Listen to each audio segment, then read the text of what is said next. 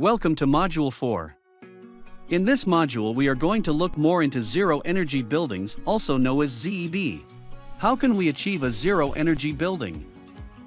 First step involves building design for energy efficiency. Second step is the use of energy-efficient materials and construction. Third step is deploying energy-efficient end users and control systems in the building. Fourth step is to use appropriate renewable energy sources for on-site power generation. We will look at each step separately and in more detail with more emphasis on the first and second steps that address design and construction respectively. A basic design involves making major energy and comfort-related decisions, including the following: general location of functional spaces, orientation of glazed areas and strategies for lighting and solar control, thermal control of walls and roofs, conceptual selection of mechanical systems. The comfort strategy during a basic design involves the selection of mechanical, electrical, and architectural systems that meet the programmed comfort requirements. The energy conservation strategy should seek to maximize the potential for savings. This basic design phase does not solve the energy problem, but it does establish the potential for the solution.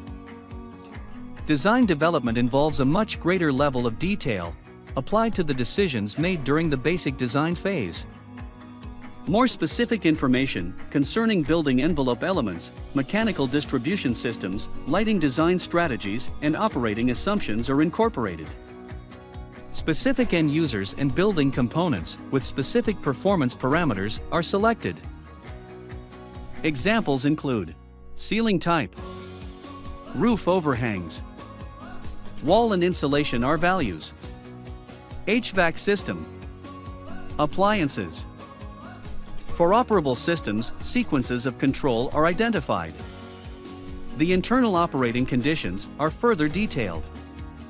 During this phase, detailed economic analyses may be performed to inform production selection.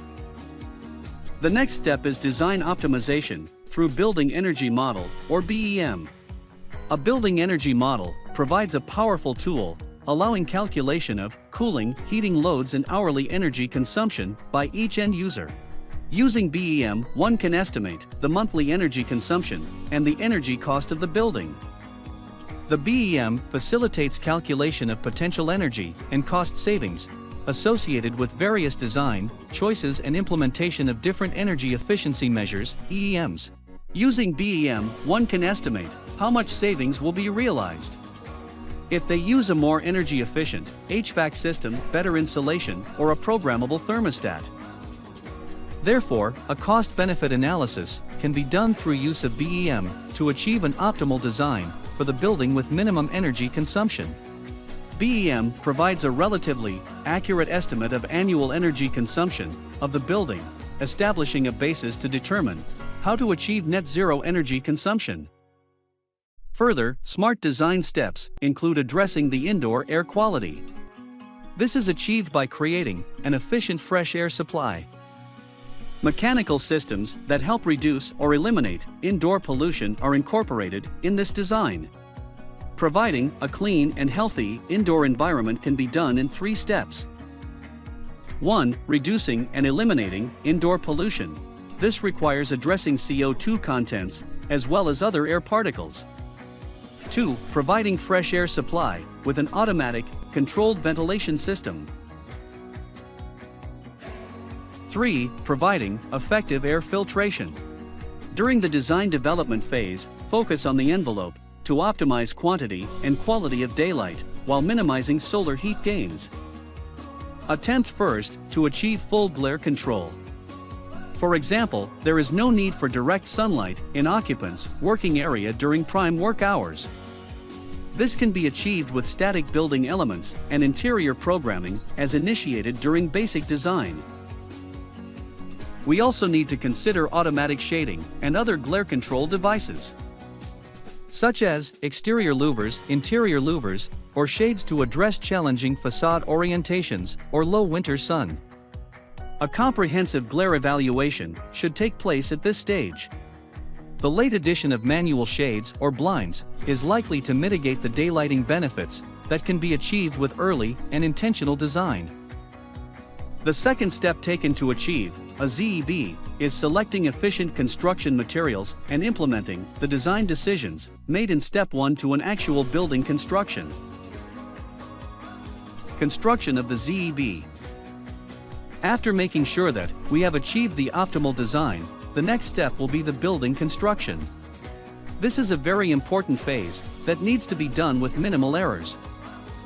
1. The building envelope must be properly sealed, allowing minimum air leaks, infiltration and exfiltration to minimize thermal loads. 2. The building envelope must be properly insulated to minimize the heat exchange between the indoor and outdoor environment. 3. Energy-efficient materials and components, as determined in the design step, must be used in construction of the building.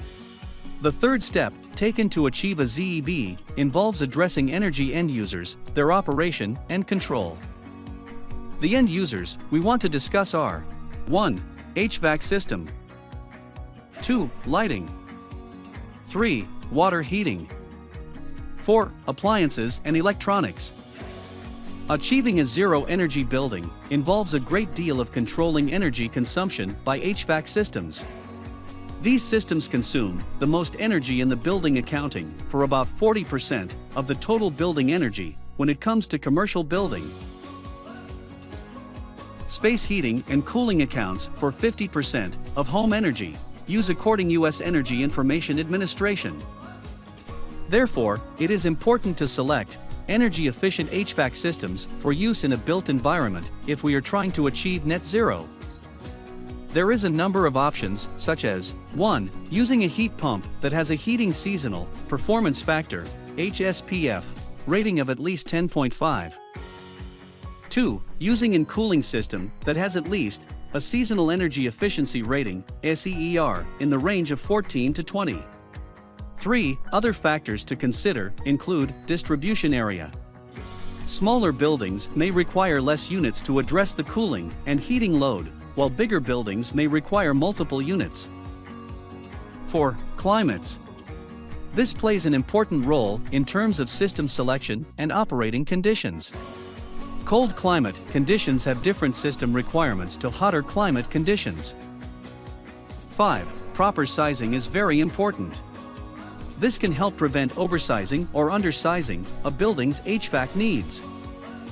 Another factor to consider in order to achieve a net zero energy building is the water heating, since water heating accounts for about 20% of building energy in residential homes and less than 5% in commercial buildings.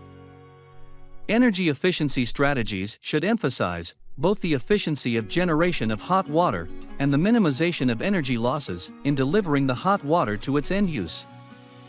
In general, the distributed end uses should be served by simple local hot water generators to avoid the need for pumped loops to ensure quick availability. Options for reducing on this end-use energy consumption can be achieved by 1. Minimizing hot water use in homes. 2. Deploying solar water heating. 3. Using heat pump water heating, if located in a moderate to a warmer climate. 4. Using electric resistance water heaters. 5. Using hybrid system heat pumps that combines compressor operation with electric resistance water heaters. 6. Locating the water heater close to areas of need can help save energy and water. 7. Using hot water recirculation systems. Minimizing energy use for lighting and optimizing light for occupants is an important feature of zero-energy buildings. LED lights are the perfect match for these tasks. They are more energy efficient than CFLs, last many years longer, and contain no mercury. In addition, they can meet a variety of lighting needs from very bright, white light to soft, warm light. Selecting the right LED lights for the task, locating light strategically, and utilizing natural light as effectively as possible can drastically reduce a building's energy use. Further efficiency measures can be done by coordinating electric lighting and controls, including the placement of manual on switches for occupant zones and placement of photosensors for automatically turning off or dimming lights in response to daylight.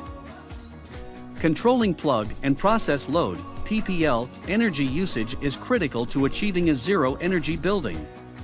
PPLs, which are loads from sources excluding HVAC or lighting, provide a significant opportunity to contribute to the overall building energy savings. Modeled analysis across all climate zones shows that plug load equipment is always one of the top 3 energy uses in a building and therefore should always be one of the primary concerns in design and operations. The figure shows that plug load EUIs tend to be constant across all climate zones. Good strategies to reduce PPL includes consider microinverters. 1. Select Energy Star appliances. 2. Induction stove tops. 3. Microwave ovens. 4. High RPM washer with cold water. 5. Air drying clothes saves a lot of energy.